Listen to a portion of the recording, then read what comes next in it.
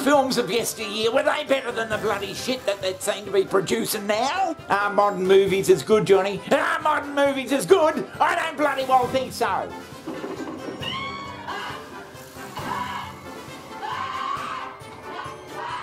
Well, it's gonna be a longer run back to Texas. Oh, yeah! And now in the most shattering experience the screen has ever given you.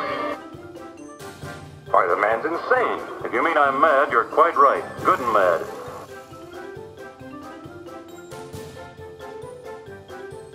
Well, that's a Jesus, that was a good movie. You're such a dodo. What do you call this? Chopped liver? We love each other. What are you going to do about it? Yeah, I'm hearing ya. 20 years ago, in the barony of Frankenstein, a monster created by man stalked the...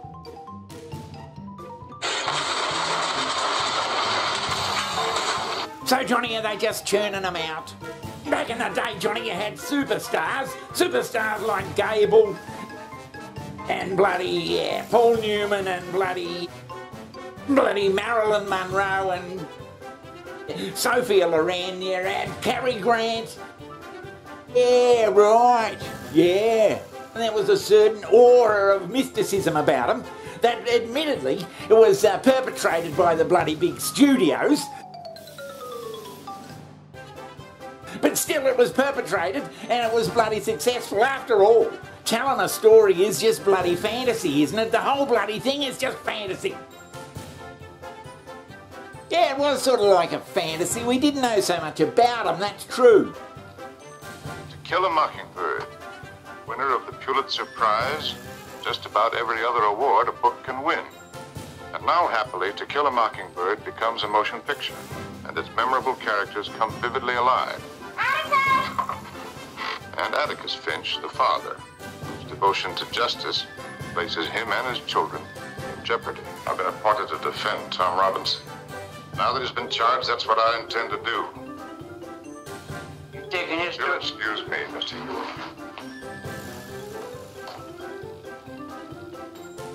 What kind of man are you? You got children of your own. And they took the Western seriously. The Western is a much maligned bloody film genre. It's the story of a man, hard and relentless, tender and passionate, of people who dared to challenge a hostile land. Here is drama of great love and aching loneliness. I found him. I found Lucy. What you saw was a buck wearing Lucy's dress. I found Lucy back in the canyon. What was she? What do you want me to do? Draw you a picture? Spell it out? Don't ever ask me. As long as you live, don't ever ask me more.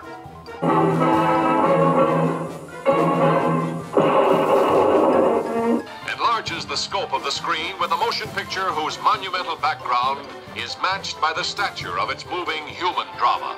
Drama that began when a mysterious stranger rode in from out of nowhere to play a decisive role in the lives of these rugged pioneers. Call me Shane. Shane, who attracted the woman with his quiet strength, who fascinated the boy with the glint of his gun. What about this bloody movie?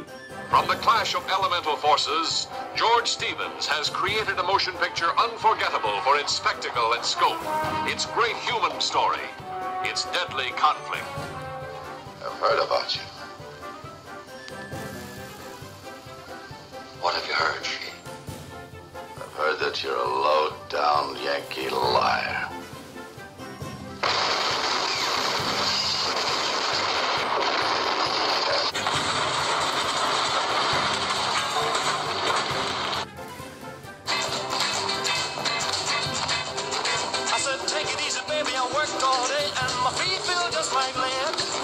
And what about Gone with the Wind, Johnny? Bloody Gable and bloody what's her name in that film? They were terrific. The production values, it was CinemaScope or whatever the fuck they called it, and it was bloody terrific. Gone with the Wind has captured the imagination and acclaim of the entire world. The screen has never known a love story to compare with this. When Rhett Butler meets Scarlett O'Hara. I love you more than I've ever loved any woman. I've waited longer for you than I've ever waited for any woman. Let me alone. Yeah, there was more sort of a... yeah. A love affair you'll remember as long as you live, filled with all the fire and fury of the times in which it happened. What about the bloody science fiction movies, Johnny? By Jesus, there was something scary about them. But Johnny, there's more bloody special effects and all that. They're bloody... David, don't trust this morning. Mother's tired. Any chance for a cup of coffee?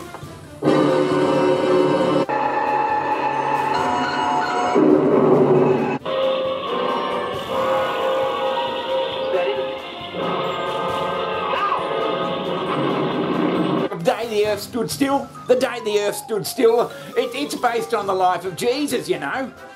I am leaving soon, and you will forgive me if I speak bluntly. Yeah, it's not just a shitty old sci-fi movie, Johnny, but there's all those sort of messages in a lot of films. Yeah, I'm hearing you.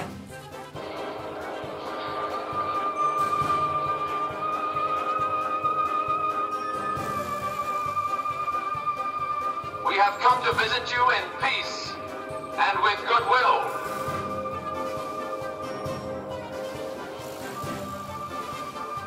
I think we're running out of ideas because I think all the old bloody movies, they were the first ideas they come up with. Why don't we do this about flying saucers? Now we do a flying saucer bloody film and everyone goes, it's fucking flying saucers.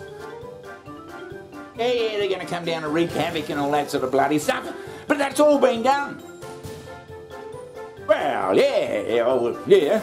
Yeah, what about this one?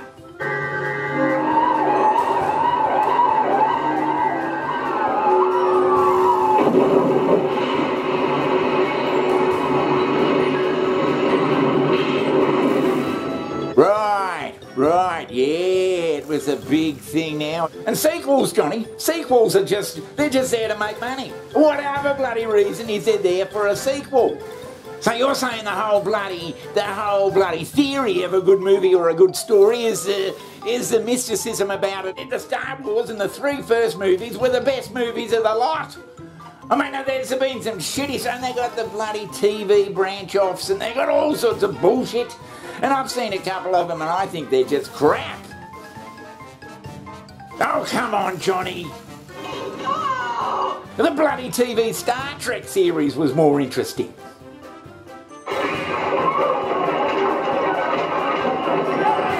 And they can't think of anything original, which is not entirely their fault. It's not their fault that everything's been done before, but I reckon it's just shit. Oh, what about that one? Well, Johnny, I don't know whether you've bloody proved anything with this one, but by Jesus, it's been interesting. So in summing up, Johnny, you know, you've just turned into a grumpy old prick. You're just copies of what's gone before. They've just put more action in them and more stupid fucking stuff. Yeah, everything in the bloody past was better than now, and it's bloody always this and that. I don't know what we're going to do about it, Johnny. You just run out of stories. If you run out of stories, you run out of bloody stories. But again, there's...